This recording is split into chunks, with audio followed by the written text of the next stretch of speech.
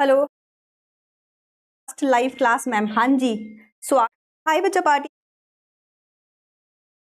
Confirm करेंगे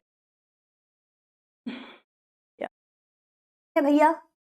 ये class की शुरुआत करने से पहले मैं थोड़ी सी ओवरवेल्म्ड हो गई थी आज।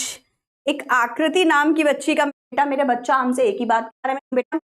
ठीक है, क्या हुआ जी, बोलो मत। और ये बता दिया, पेपर में आएगा, करिए आना। चलिए, तो यहाँ पे सिविलाइजेशन की जब हम बात करते हैं तो महात्मा गांधी अब आगे बात करेंगे। जो भी डिफिकल्ट वर्ड्स है वो यहाँ लिखे हैं, पहली क्लास को जरूर देखना। वहां मैंने आपको 1000 बार बोला है कि किसी भी शब्द की हिंदी मत लिखना और मत याद करना, देख लेना। अगर आपको कहीं लिखा ही दिखाई दे जाए तो देख लो, लेकिन ध्यान रखना पेपर में सिर्फ और सिर्फ इंग्लिश लिखने को आएगी, हिंदी का कोई शब्द नहीं लिखने को आएगा। तो उसको सुन लो लेकिन लिखो मत और बोलो मत और याद मत करो। उसको याद करके घंटा आपको कोई फर्क नहीं पड़ने वाला, कोई फायदा नहीं होने वाला।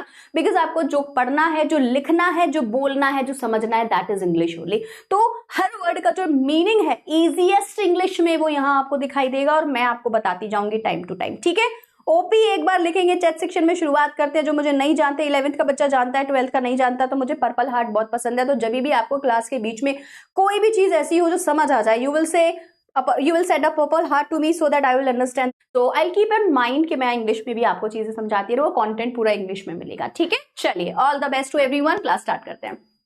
If this definition be correct, then India, as so many writers have shown, has nothing to learn from anybody else, and this is as it should be. अब यहाँ पे डेफिनेशन के नाम पर पीछे क्या लिखा हुआ था, किस किस को याद है? मैंने अभी बताया था कि डेफिनेशन के हिसाब से गुजराती में सिविलाइजेशन का मतलब होता है गुड कंडक्ट। तो कह रहे हैं कि अगर यही डेफिनेशन सही है, if this is the correct definition of civilization, that civilization is equal to good conduct. अगर यही डेफिनेशन है सिविलाइजेशन की तो हम क्या करें बेटा? ये पूरे चैप्टर में ना मैं आपको एक बात बताती हूँ, आपको करना कुछ नहीं है। आपको ना पूरी चैप्टर का जिस्ट तो बस यही है कि हाँ भाई, इंडियन सिविलाइजेशन बहुत अच्छी है, वेस्टर्न और बाहर की सिविलाइजेशन बेकार है। पूरे चैप्टर का जिस्ट ये है, लेकिन आंसर राइटिंग के लिए कीवर्ड्स चाहिए, बस उन्हीं को हम सीख रहे हैं इस चैप्टर के अंदर। ठीक है, चैप्टर तो एक लाइन में खत्म है। चैप्टर का मीनिंग है इंडियन सिविलाइजेशन बहुत अच्छी है, हमें दूसरों से कुछ सीखने की जरूरत नहीं है, वेस्टर्न सिविलाइजेशन बेकार है। इसके कुछ कीवर्ड्स हैं कि इंडियन सिविलाइजेशन अच्छी क्यों है और वेस्टर्न अच्छी क्यों है, वो हमें याद करने हैं, वो मैं आपको चैप्टर में बताती जाऊंगी। तो कह रहे हैं कि अगर यही डेफिनेशन है, as so many writers have shown, और बहुत सारे राइटर्स ने भी यही बात कही है, बार बार लगातार एक ही बात कही है कि इंडिया की सिविलाइजेशन बहुत अच्छी है, India has nothing to learn from anybody else. तो हमारी कंट्री को किसी और से कुछ भी सीखने की कोई जरूरत नहीं है। हम क्यों सीखें किसी और से जाके वेस्टर्न म्यूजिक की क्यों सीखें, अमेरिका जाके अमेरिका का वेशभूषा क्यों सीखें, यूरोप जाके वहां की कंट्री की लैंग्वेज क्यों सीखें? इंडिया अपने आप में सफिशिएंट है, and this is that it should be, और यही होना चाहिए और यही सच्चाई है। तो कुल मिला के गांधी जी भारत की भर भर कर तारीफ कर रहे हैं, भर भर कर तारीफ की जा रही है। ठीक है, कि हमारी इंडिया बहुत अच्छी, हमारा सिविलाइजेशन बहुत अच्छा। आगे बढ़ेंगे। यहाँ पे महात्मा गांधी ने एक इंसान कैसा होना चाहिए इसके बारे में बताया है। गांधी जी कहते हैं, we notice that the mind is a restless bird. ये कीवर्ड है, लाइन क्वेश्चन आता है, mind is a restless bird. ये किसने कहा है? जवाहरलाल नेहरू, महात्मा गांधी, राजेंद्र प्रसाद यादव, और मतलब जिसका भी आपको नाम रखना है, और किसी का एक और का रख लीजिए, बट हमें पता होना चाहिए। एमसीक्यू आता है बेटा, तो आपको बताना है कि ये जो लाइन है कि mind is a restless bird, ये किसने कहा है? महात्मा गांधी जी ने कहा है। सबको याद हो गई ये वाली लाइन? ठीक है, गलत बुक किसने उठा ली है? क्या हुआ बोलो? और एक बच्चे का सबसे पहले आंसर आया मेरे पास, ज्योति का नहीं, चौधरी ने भी यही सेम आंसर दिया। Very good. ठीक है, तो महात्मा गांधी कहते हैं बेटा that mind is a restless bird, the more it gets the more it wants. तो इसका मीनिंग क्या है? मीनिंग ये है कि हमारा जो दिमाग है ना, वो जो दिमाग है वो एक रेस्टलेस बर्ड की तरह। रेस्टलेस का मतलब क्या होता है? एक ऐसा पर्सन जो खुशी नहीं रह सकता, वो हमेशा भटकता रहता है, परेशान, रेस्ट ले नहीं पा रहा, कभी भी सेटिस्फाइड ही नहीं है। तो आपने सुना होगा, क्या दिमाग कभी सेटिस्फाइड होता है? Is our mind satisfied at all? No. अगर मेरे पास आईफोन है, 6 था तो 7 चाहिए था, 7 आया तो 8 चाहिए था, 8 आया तो 9, फिर 10 और 11, अभी 14 है तो 15 16 भी आ गया। तो इंसान की डिजायर्स की कोई सीमा नहीं है। तो यहाँ पे गांधी जी बोलते हैं कि माइंड तो एक रेस्टलेस बर्ड है, इसको जितना दे दो इसके लिए उतना ही कम है, इसे और ज्यादा चाहिए होता है। वांट, डिजायर इसकी खत्म नहीं होती, एंड स्टिल रिमेन्स अनसेटिस्फाइड। तो क्या हमारा दिमाग सेटिस्फाइड रहता है या अनसेटिस्फाइड रहता है? हमेशा अनसेटिस्फाइड। ये इंपॉर्टेंट हो गया। The more we indulge in our passion, indulge एक थोड़ा सा नेगेटिव वर्ड होता है। इंडल्ज का मतलब होता है किसी चीज में रम जाना, है ना। मतलब चॉकलेट खा रहे हैं तो चॉकलेट ही पसंद आ रही, एक्सेसिव ऑफ समथिंग, किसी चीज को बहुत ज्यादा पसंद करना, उसको कहते हैं इंडल्ज। मतलब कहते हैं मैं तो बिल्कुल इसी में खो गया हूं, इसी में घुस गया हूं, इसको कहते हैं इंडल्ज करना। ठीक है, तो गांधी जी कहते हैं कि हम जितने ज्यादा किसी चीज में घुसते हैं, किसी भी पैशन में, the more unbridled they become. Unbridled का मतलब अनस्ट्रेन्ड या फिर अनकंट्रोल्ड, मतलब कि हम अगर किसी चीज में घुस जाएं, किसी चीज को इतना एक्सेसिवली पसंद करने लगे कि क्या ही बोले, तो हम कैसे हो जाएंगे? अनकंट्रोलेबल हो जाएंगे। हम अपने दिमाग पे अपना अधिकार खो देंगे। इसको बिल्कुल ऐसे समझिए जैसे मान लीजिए आप में से कितने लोगों को चॉकलेट पसंद है, चलो बताओ, how many of you like chocolate? जल्दी बताओ, how many of you like chocolate? How many of you like chocolate?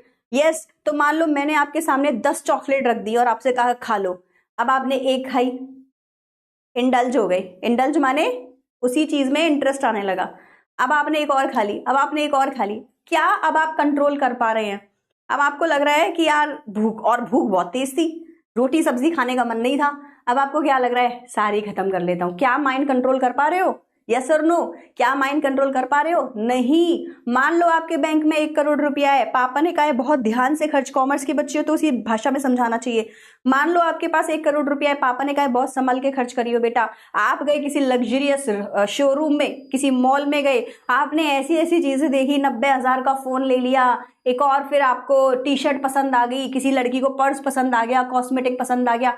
क्या आप खुद पे कंट्रोल कर पाएंगे? अगर आप किसी चीज में घुस गए जो कि इंडल्जिंग है। इंडल्जिंग कैसी होती है? जो आपका दिमाग, सेंसेस, जैसे कि ऐसी चीजें, चॉकलेट हो गया, लग्जरी हो गई, जो जिन पे हम अपना आपा खो देते हैं।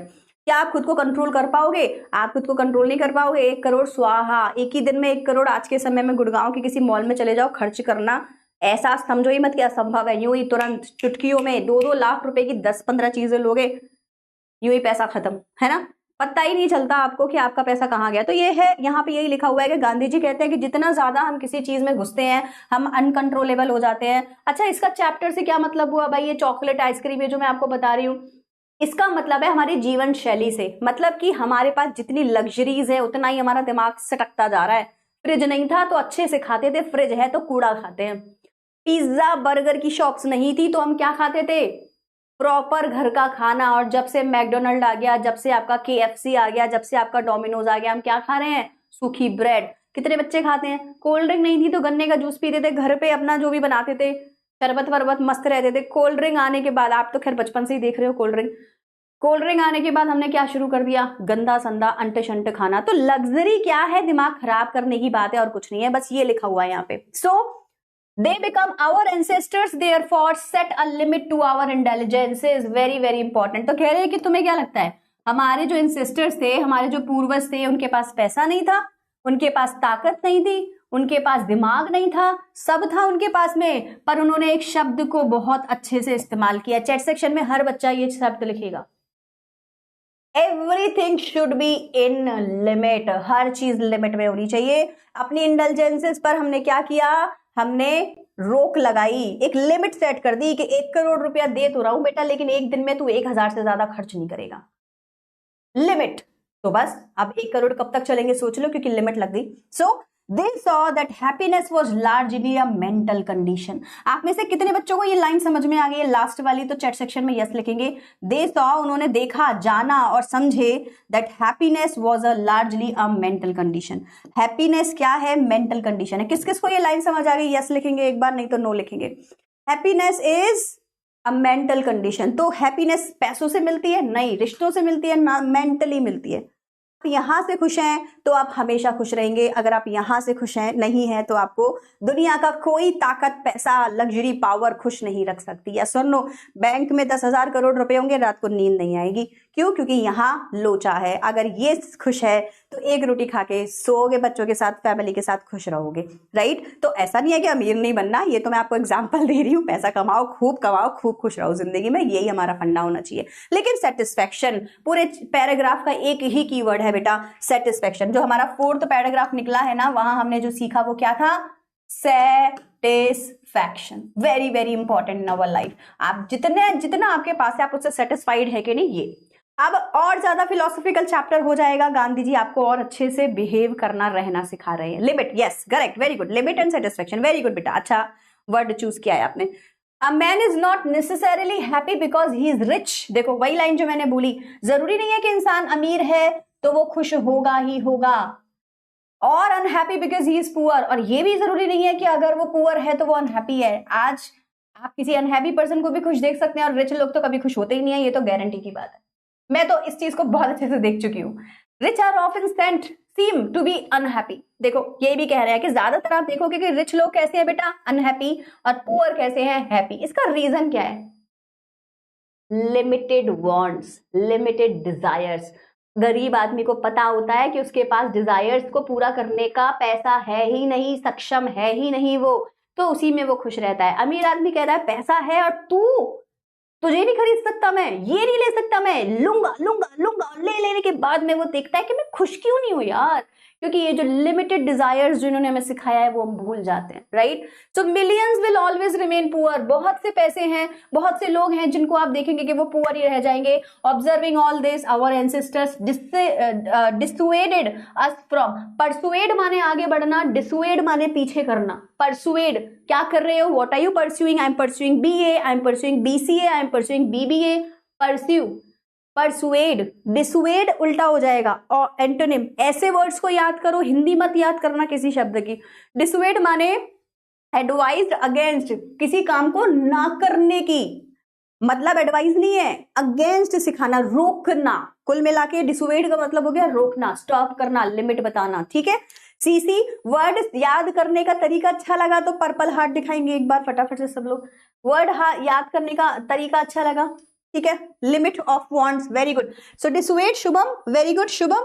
डिसुएड इज बेसिकली आपको कोई चीज ना करने के लिए कहा जाए, ठीक है? सो डिसुएड करा हमको हमारे एंसेस्टर्स ने, और हमसे कहा, डिसुएड करने के बाद हमसे कहा, मतलब हमें ऐसी advice the against that luxuries और प्लेजर्स के अंदर के पीछे मत भागो। तो हमें लाइफ में क्या नहीं चाहिए? लग्जरी नहीं चाहिए, और क्या नहीं चाहिए? प्लेजर। अब आपका मेरे से एक क्वेश्चन, मेरा आप लोगों से एक क्वेश्चन, जल्दी से बताएंगे सब लोग, ठीक है? क्या लगता है western civilization is all about luxury, machinery, discoveries, new trend, yes और नो? वेस्टर्न सिविलाइजेशन कौन सी होती है? पश्चिमी सभ्यता। कौन सी पश्चिमी? जो मैप पे पश्चिम में दिखे वो पश्चिमी सभ्यता है। वेस्टर्न इसीलिए बोलते हैं। आप मैप देखेंगे, इंडिया ईस्ट में पड़ेगा, यूरोप या हमारे सब वेस्ट में पड़ेंगे, अमेरिका वगैरह सब, ठीक है? Australia, New Zealand. तो क्या वेस्टर्न सिविलाइजेशन, इसीलिए ये पैराग्राफ में आपको ये पढ़ाया जा रहा है। आप सोचोगे मैम कहाँ इंडिया की बात है, कहाँ आदमी को अच्छा करने की बात है? आदमी से ही तो देश बनता है। ओपी, जहां अच्छा लगे वहां ओपी लिखना, पर्पल हार्ट सेंड करना, मुझे बड़ा अच्छा लगता है, थैंक यू सो मच, ठीक है ना? तो यहाँ वेस्टर्न सिविलाइजेशन की बात अब होगी। अब ये हमें बताएंगे कि वेस्टर्न सिविलाइजेशन क्या है। यही तो है, इसीलिए कौन सा सिविलाइजेशन अच्छा? ऐसी सिविलाइजेशन जहां के लोग हमको लिमिट में रहना सिखा रहे हैं, डिजायर्स को कम करना सिखा रहे हैं, या ऐसे लोग जो आपकी आदतों को खराब कर करके ऐसे ऐसे इन्वेंशंस करे जा रहे हैं कि आप जिंदगी में उठ ही ना पाओ। पंखा भी आपका कौन चलाए? एलेक्सा चलाए। पंखा भी एलेक्सा, पंखा चला दो, एलेक्सा लाइट बंद कर दो। ऐसी दुर्गति इंसान की कौन कर सकता है? वेस्टर्न सिविलाइजेशन ही कर सकती है, क्योंकि इंडिया में इसकी जरूरत ही नहीं थी। और अगर आप बात करोगे क्वालिटी की, अगर आप बात करोगे बड़े से बड़े वेपन्स की, या क्या बोलते हैं आपका एरोप्लेन और ये सारी टेक्नोलॉजीज की, भाई साहब हमारे यहाँ पर रावण,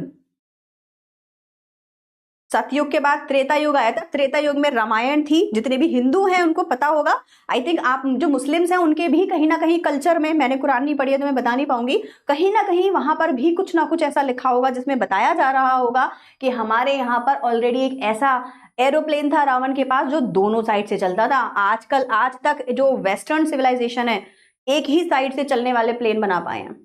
रावण का विमान आगे पीछे दोनों जगह चलता था, और जब युद्ध होते थे तो ऐसे ऐसे वेपन इनके पास होते थे कि दूर से मारो और वहीं वो रास्ते में एक दूसरे को मार मुर। ये जो सैटेलाइट वगैरह आज के समय में, पुराने समय में भी थी। लेकिन हमारे एंसेस्टर्स को पता चला कि लग्जरी और प्लेजर से इंसान का बुरा ही हो रहा है, इसीलिए ये सारी चीजों को खत्म कर दिया गया। समझे? इसीलिए इन सारी चीजों को खत्म, खुद नहीं नष्ट, हम ऐसा बोला जाता है कि हमारी सभ्यता ने खुद ये चीजें नष्ट कर दी, क्योंकि उनको समझ आ गया था कि इंडिया या भारत या देश विदेश, हम तो वासुदेव कुटुंबम का भरोसा रखते हैं कि पूरा जो विश्व है वो एक ही है। तो हमने देखा कि जो है इन चीजों से हो क्या रहा है, मानव का विनाश हो रहा है, तो हमने सब खत्म कर दिया। फिर वेस्टर्न लोग आए और नई नई चीजों की डिस्कवरी कर रहे हो, और तुम डिस्कवरी ऐसी कर रहे हो जो हमारे लिए हानिकारक है। न्यूक्लियर बॉम्ब, किसका फायदा होगा इस न्यूक्लियर बॉम्ब को बना के? किसी का भी नहीं होगा, लेकिन बन रहा है, बन चुका है, राइट? चलिए, so we have managed with the same kind of plough as existed thousands of year ago. Ploughing की टेक्निक, खेत जोतने की टेक्निक कैसे करी जाती है? अगर आप एक नए किसान है ना, तो ट्रैक्टर या कुछ भी ना खरीद कर एक फावड़ा लेंगे आप, है ना, हल लेंगे, हल, और अपनी खेती शुरू कर देंगे। पुराने जमाने से चला आ रहा वही process as existed thousands years ago, हजारों साल से हम यही करते आ रहे हैं। We have retained the same kind of cottages that we had former times and our indigenous education remains the same as before. हमारे पास में कॉटेज रहने के वैसे ही हैं जैसे पहले होते थे, झोपड़ी या जो भी आप बोल दे। एजुकेशन सिस्टम भी बिल्कुल वैसा ही है जैसा हुआ करता था, हमने कुछ भी बदला नहीं है। क्यों नहीं बदल रहे हैं? क्या हमें समय के साथ बदलना नहीं चाहिए? गांधी जी कहते हैं बदलो, लेकिन जो अच्छी चीजें हैं उनके साथ जुड़े रहोगे, तभी कल्चर के साथ जुड़े रहोगे। रूट के साथ जुड़े रहना बहुत जरूरी है। We have had no system of life corroding competition. हमने कंपटीशन नाम का शब्द ही नहीं सुना था। हमारे यहाँ पे एक दूसरे को कंपटीशन के थ्रू डिस्ट्रॉय करना, लाइफ कोरोडिंग का मतलब होता है डिस्ट्रॉय करना। धीरे धीरे लाइफ ग्रेजुअली माने धीरे धीरे डिस्ट्रॉय हो जाती है। हमने कभी ये सब सीखा ही नहीं। हम कंपटीशन में विश्वास ही नहीं रखते थे, हम किसी के डिस्ट्रक्शन में विश्वास ही नहीं रखते थे। हम बस ये जानते थे कि अपने पुराने मूल्यों के आधार पर कैसे बढ़ा जाए, और हमने हमेशा यही किया है। और इसीलिए भारत की सभ्यता आज भी जिंदा है। जिन लोगों ने पहला चैप्टर पढ़ा होगा, पहला वाला पैराग्राफ, उन्होंने ये पढ़ा होगा ना कि सारी सिविलाइजेशंस खत्म हो चुकी है। फेरोज की सिविलाइजेशन खत्म हो चुकी है, इजिप्शियन सिविलाइजेशन बहुत पुरानी जो हुआ करती थी ऑलमोस्ट डेड है, रोमन, पर्शियन सब खत्म हो चुका है। भारत आज भी जिंदा है। क्यों? क्योंकि हम पुरानी चीजों को आज भी फॉलो कर रहे हैं। अब मैं एक बार डाउट्स लूंगी, इसके आगे हम लोग आगे बढ़ेंगे। चलिए, यहां तक सब लोगों को समझ में आया तो सीसी लिखे। ऐसा नहीं है कि कल के सेशन के आराम मतलब hello hello hello hello hello, ठीक है। हाँ देखिए क्या और trade and charge a regular, continue करते हैं। Now each followed his own, कहां पे आ गए थे हम? चलो यहां तक हमें समझ में आ गया। Now each followed his own occupation और trade and charge a regular wage. It was not that we did not know how to invent machinery. यहां पे देखो लिखा हुआ है कि हर कोई जो ऑक्यूपेशन में है, जो ट्रेडिंग करता है, ट्रेड माने व्यापार, ठीक है, हर किसी ने अपने रेगुलर तरीके से ही काम किया। It was not that we did not know how to invent machinery. ऐसा थोड़ी है कि हमें मशीन बनानी नहीं आती थी। भाई मैं हल चला रही हूं, मैं बैल से जो है अपने खेतों को जोत रही हूं, मैं कोई मशीन बना सकती थी? हाँ बना सकती थी। तो ऐसा नहीं है कि हमें बनानी नहीं आती थी, but our forefathers knew that. हमारे फोर फादर्स को पता था। फोर फादर पूछोगे अब क्या होता है बेटा? वही एंसेस्टर्स, पूर्वज, हमसे बड़े लोग, ठीक है। तो यहाँ पे लिखा हुआ है कि हमें पता था कि हम सारे कामों को बेसिक से करते थे, धीरे धीरे आराम से। ऐसा नहीं है कि हमें इन्वेंट करना नहीं आता था, हमें आता था, लेकिन फिर भी our forefathers knew that if we set our hearts after such thing, set our heart का मतलब अगर हम इन चीजों के पीछे पड़ गए। किन चीजों के? मशीन के, लग्जरी के, प्लेजर के, आराम के। आराम मतलब कि क्या करें? काम तो मशीन कर देगी, हम तो रेस्ट करते हैं। अगर हम इस चीज के पीछे पड़ जाएंगे तो क्या होगा? We would become slaves and lose our moral fibre. Moral fibre का मतलब क्या हो गया? फाइबर इज काइंड ऑफ हमारी बॉडी में ही होते हैं, है ना। तो मॉरल फाइबर का यहाँ पे सीधा सीधा व्यवहार से है। हमारा व्यवहार खराब हो जाएगा, हम स्लेव बन जाएंगे। आप में से कितने बच्चों को ऐसा लगता है कि आज के समय में हम सच में स्लेव हैं मशीनरी और टेक्नोलॉजी के? जो सोचता है ऐसा है वो यस लिखेगा, और जो ऐसा सोचता है नहीं मैम मशीन के बाद में तो काम आसान हो गया है और अब हम स्लेव नहीं, अब हम उसके मास्टर बन गए हैं। तो किस किस को लगता है कि हम स्लेव हैं? यस लिखेगा। जिसको लगता है हम स्लेव नहीं है वो नो लिखेगा। बताइए। जल्दी बताइए।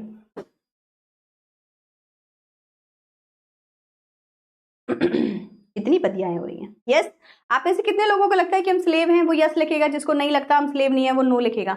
यस, देखो सबको लगता है कि हम स्लेव हैं, देख रहे हो, है ना। कुछ ही बच्चों ने बोला कि मास्टर ना, ये आपकी अपनी थिंकिंग है, इसमें कोई खराबी नहीं है। जिसको लगता है कि मैं मशीनों से ज्यादा काम कर पा रहा हूँ, एआई आ गया है तो ज्यादा इजी हो गई हैं चीजें, तो जिसको ऐसा लगता है वो यस भी लिख सकता, नो भी लिख सकता है, ऐसा कुछ नहीं है। तो कहने का मतलब ये है कि 50-50 इसमें रहेगा। गांधी जी के साथ जो है, जो इनकी बात को समझता है वो स्लेव। मेरे को ऐसा लगता है कि टेक्नोलॉजी, मतलब देखो अभी मैं आपको विश्वास दिला के कहती हूँ कि मैं अगस्त सितंबर तक एसी नहीं चलाती। मतलब मैं पूरा मई पूरा जून निकाल देती हूँ, जुलाई में तो ठंड बारिश हो ही जाती है, मैं एसी नहीं चलाती। क्यों? मतलब मैं कोशिश करती हूँ कि जितना कम हो सके। I know this is actually hurting my body. मैं पंखे चलाना ज्यादा पसंद करती हूँ, मैं खुली हवा में गेट खोल के सोना ज्यादा पसंद करती हूँ, और छत पे सुला दो तो और भी बढ़िया।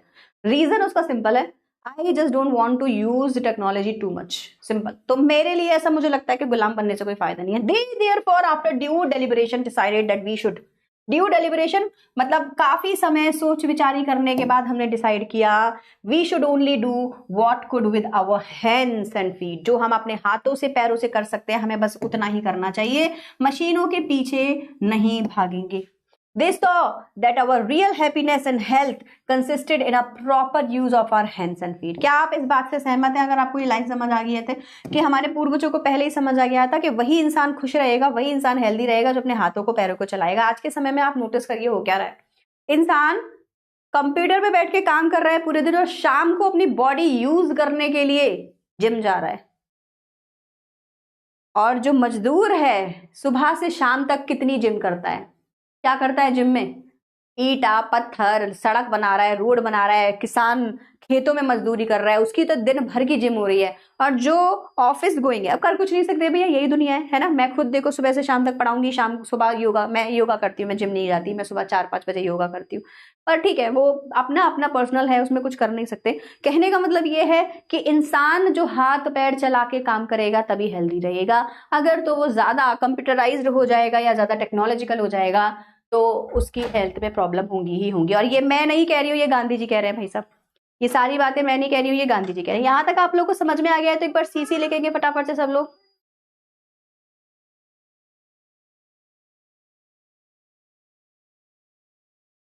हो रही है इनकम्बर्स इन देम। तो ये कहते थे snare, they further reasoned that large cities were a snare and a useless encumbrance and that people would not be happy in them. तो ये कहते थे, स्लेयर माने होता है ट्रैप, जाल बिछाना, ट्रैप, देखो यहां लिखा मिलेगा आपको ट्रैप, ठीक है। एंड इनकम्बरेंस का मतलब होता है बर्डन। अब देखो मीनिंग ढूंढते हैं लाइन में। तो दे फर्दर रीजन, रीजन माने उन्होंने बताया या लॉजिक ढूंढा, लॉजिक। तो उन्होंने फाइनली लॉजिक बताते हुए कहा कि large cities were a snare. अगर आप किसी बड़ी सिटी में जा रहे हैं, वहां रह रहे हैं, तो वो आपके लिए क्या है? ट्रैप है, जाल है। And a useless encumbrance and that people would not be happy. और ये हमारे ऊपर एक बर्डन की तरह है। किसकी तरह है? बर्डन। बर्डन माने फंस जाना, सर के ऊपर बोझा। बर्डन वर्ड तो आपको सबको पता है ना, मीनिंग एक सर पे अननेसेसरीली का बर्डन, मतलब बहुत बर्डन लग रहा है यार, बहुत सर पे ऐसे लग रहा है किसी ने बोझ रख दिया है, ऐसा बर्डन, ठीक है। सो ऐसा गांधी जी कह रहे हैं कि सिटीज वाले तो और भी ज्यादा बेकार हैं, सिटीज को तो जाल समझ लो। People will not be happy in them, cities के अंदर कोई हैप्पी नहीं रहता। आपने कभी गुड़गांव, नोएडा, दिल्ली आपने कहीं देखा है? आया है कोई यहां पर?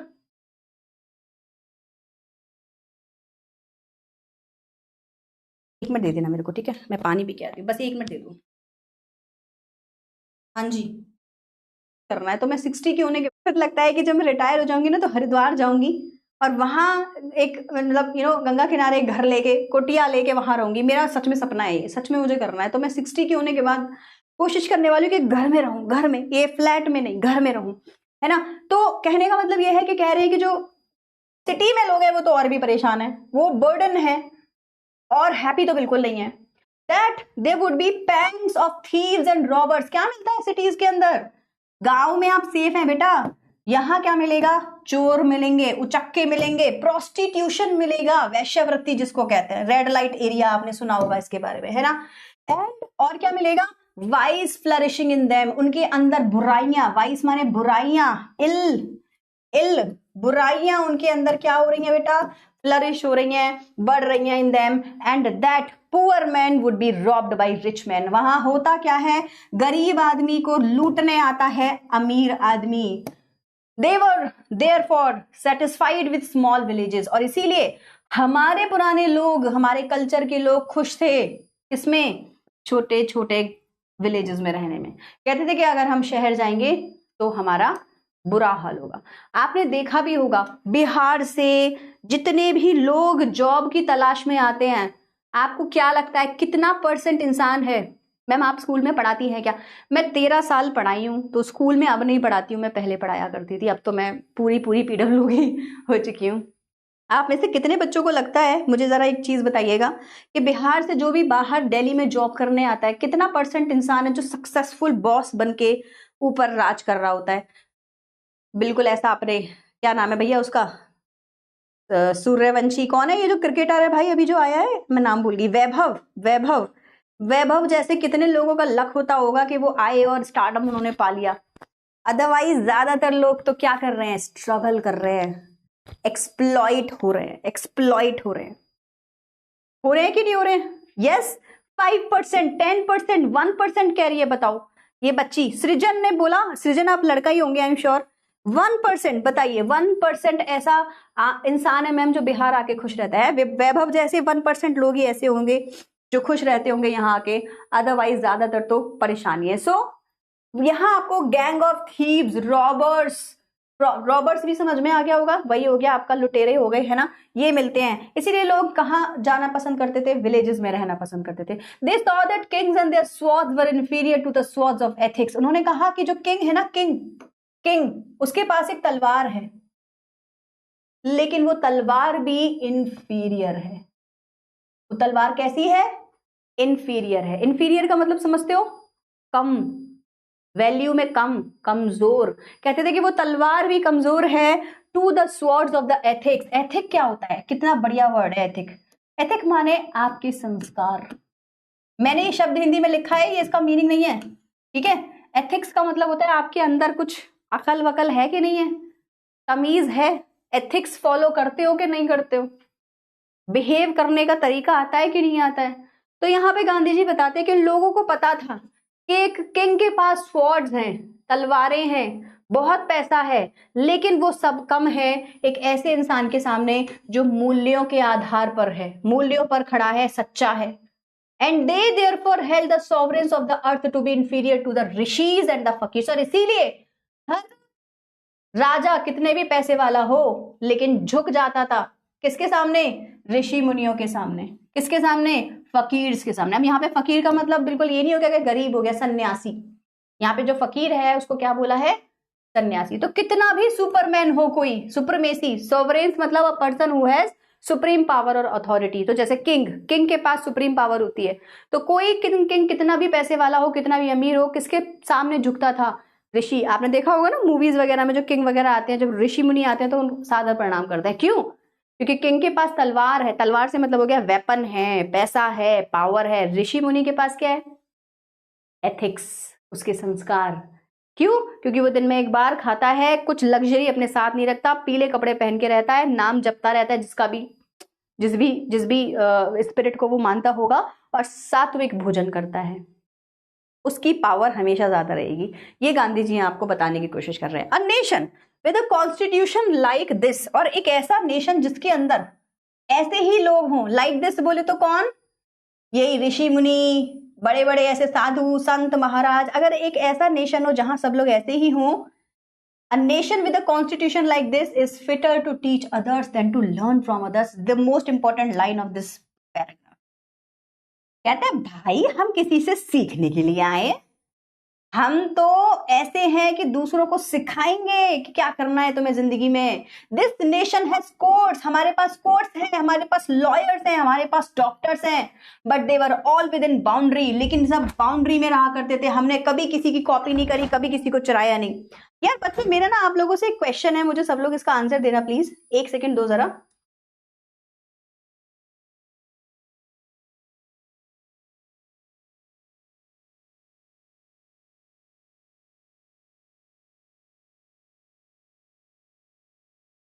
क्लासेस हैं ये, है ना, आपके साथ में। तो मैं आपको सिखाऊंगी समरी ऑफ द चैप्टर, वो कल के session. Are you liking the way I am teaching you? इसमें कुछ चेंजेस आपको करने हैं तो वो आप मुझे बता दीजिए। आपने कहा क्वेश्चन आंसर राइटिंग कल के सेशन में होगा तो मैं आपको सिखाऊंगी। समरी ऑफ द चैप्टर वो कल के सेशन में होगा तो मैं आपको सिखाऊंगी। इसके अलावा जो एक्सप्लेनेशन है इसमें कोई कमी, वर्ड मीनिंग्स में कोई कमी, किसी भी चीज में कोई कमी है तो प्लीज मुझे एक बार बताइए। जल्दी से एक बार बोल लीजिए, ओपी लिख दीजिए अगर सब कुछ सही लग रहा है तो, एक बार ओपी लिख दीजिए अगर सब कुछ सही लग रहा है, और नहीं है तो आप मुझे बताइए। तब तक मैं ना आपसे आपके क्वेश्चंस एक बार देख लेती हूँ, कुछ ना कुछ तो होंगे। मैम क्या हम खुद की कंट्री क्रिएट कर सकते हैं क्या? बहुत बड़ी मैसेज। मैम क्या मतलब जो सहा जा सकती, चैट लास्ट में पूरी रिटन बाउंस, फिर जब आपका देखूंगी तब मैं बताती हूँ, ठीक है? आपकी जो भी डाउट है वो भी पढ़ लूंगी, डोंट वरी। चलो कंटिन्यू करूँ मैं, ठीक है? So, but they were all written bounds.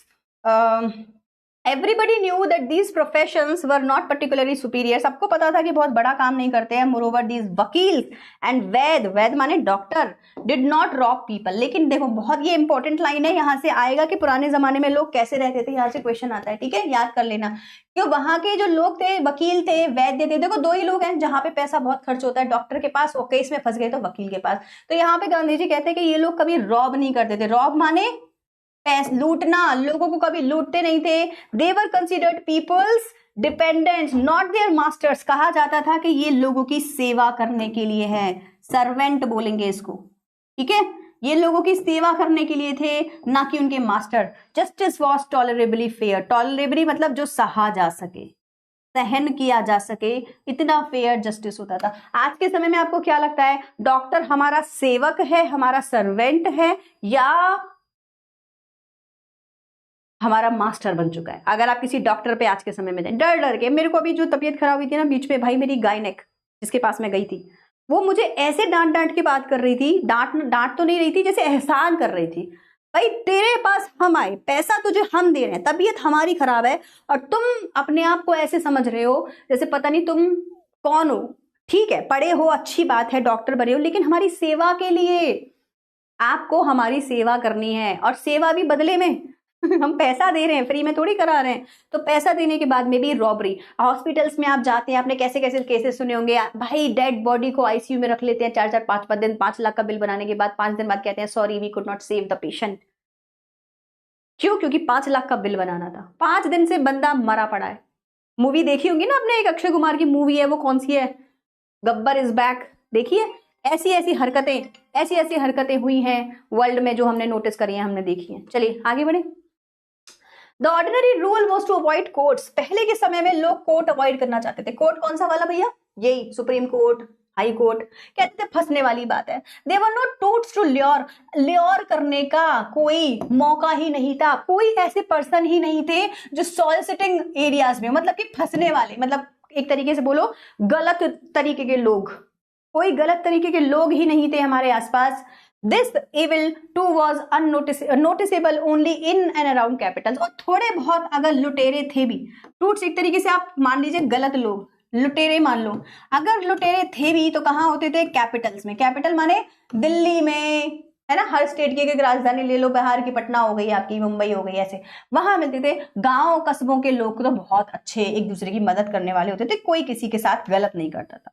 The common people lived independently. Common people मस्त रहता था and followed there agriculture. Agriculture occupation मतलब कि किसानी करता था, खेती बाड़ी करता था, किसान था।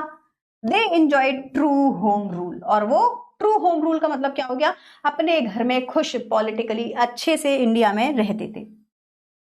यहां तक जो हमने पढ़ा है बेटा, उसके बेसिस पे ये क्वेश्चंस हैं। मैं सोच रही हूँ आज इसको यहीं पे फिनिश कर देती हूँ और कल हम लोग इसको कंटिन्यू करेंगे। आप चाहें तो मैं इसको आज और कंटिन्यू कर सकती हूँ। कह रहा है ना मैडम नोट्स कैसे बनाए? यूरोपियन सिविलाइजेशन पहला क्वेश्चन आपका आता है, जो आपको पहले पैराग्राफ में बताया रहेंगे। आराम से इनको पढ़िएगा, ठीक है? फिर मैं आगे इसको कंटिन्यू करती हूँ, 2 पैराग्राफ और कर लेते हैं आज।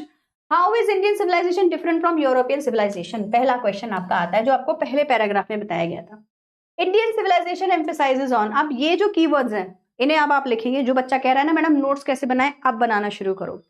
लिखिए इंडियन सिविलाइजेशन, हेडिंग डालेंगे इंडियन सिविलाइजेशन, और उसके अंदर क्या क्या लिखेंगे, इंडियन सिविलाइजेशन की क्या क्या कीवर्ड्स हैं।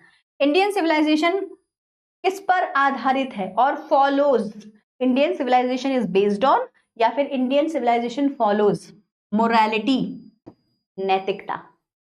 Self restraint, self control, spirituality, थोड़ी बहुत आध्यात्मिकता के हाँ ऊपर एक ईश्वर है जो हमें दिख रहा है।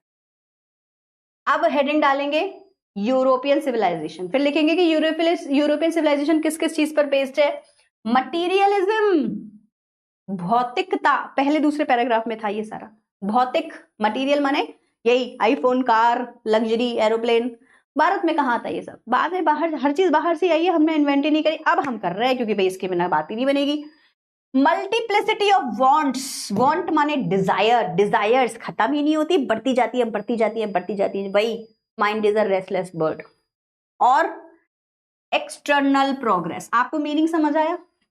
बाहरी एक्सटर्नल प्रोग्रेस पे तो काम किया जा रहा है, मेरा प्रमोशन हो गया, मेरी सैलरी बढ़ गई, मैं दिखने में सुंदर हूं, मैंने डोले शोले बना लिए, जिम से बॉडी बना ली, लेकिन इनर प्रोग्रेशन का क्या? दिमाग में तो कूड़ा भरा रखा है, सामने वाले की मदद नहीं हो पा रही है, तुमसे दो शब्द अच्छे से बोल नहीं पा रहे हो, तो तुम किस बात की? चलो फिर मैं डाउट ही देख लूंगी आज, ठीक है? तो ये आपके हो गया neglecting ethical and spiritual development. तो ये नेग्लेक्ट करते हैं, मतलब ये फॉलो नहीं करते, ना ही एथिकल और ना ही स्पिरिचुअल डेवलपमेंट को। ये आपका पहला नोट है इस चैप्टर का, और विश्वास मानो आपके एग्जाम का एक क्वेश्चन इसी से सॉल्व हो जाएगा गारंटी के साथ। आपके एग्जाम का एक क्वेश्चन इसी से सॉल्व हो जाएगा गारंटी के साथ, क्योंकि ये रंग बदल बदल के ये क्वेश्चन पूछा जाएगा, शब्द बदल बदल के ये क्वेश्चन पूछा जाएगा, और इसका आंसर वही होगा जो मैंने आपको यहाँ लिख के दिया है। लॉन्ग जब लिखेंगे तो इन्हीं वर्ड्स को स्टेटमेंट्स में, सेंटेंसेस में डिवाइड कर देंगे। Why does Gandhi ji say that a mind is a restless bird? इसका आंसर अब हर बच्चा दे पाएगा। माइंड इज रेस्टलेस बिकॉज एक ही वर्ड है भैया, लिमिट पे ध्यान दिया नहीं है, सेटिस्फाइड हो नहीं रही है, never satisfied. The more it gets the more it desires. लिख लीजिए इसको, इसको कहते हैं comparative structure. The more it get, जितना मिलता है उतना डिजायर्स इसकी बढ़ती जाती हैं। अनलिमिटेड इंडल्जेंसेस, देखो यहाँ पे लिमिट शब्द आ रहा है, लिमिट नहीं है तो अनलिमिटेड इंडल्जेंसेस हैं। हम इतने मोह माया में खोए हुए हैं, इतना पैशन इंक्रीज कर रखा है कि अंदर रेस्टलेसनेस आ गई है। क्या हमको ये समझ में आया? सीसी लिखेंगे एक बार, ये सारे क्वेश्चंस आप एक बार रीड करेंगे, ठीक है? क्योंकि अभी हम लॉन्ग क्वेश्चन तो करेंगे, मेन क्वेश्चन तो करने हैं, ये तो चैप्टर के बीच वाले जो होते हैं ना वो हैं, ठीक है? यहां तक समझ में आ गया? अब मैं आपके डाउट्स देख लेती हूँ, फिर ये तो बहुत पूरा को लिखिए, करेंगे सेम पीपीटी के साथ, ताकि हम चैप्टर पूरा फिनिश कर लेंगे, ठीक है? आज का सेशन यहीं तक मैं ऑफ करती हूँ। अब आप लोग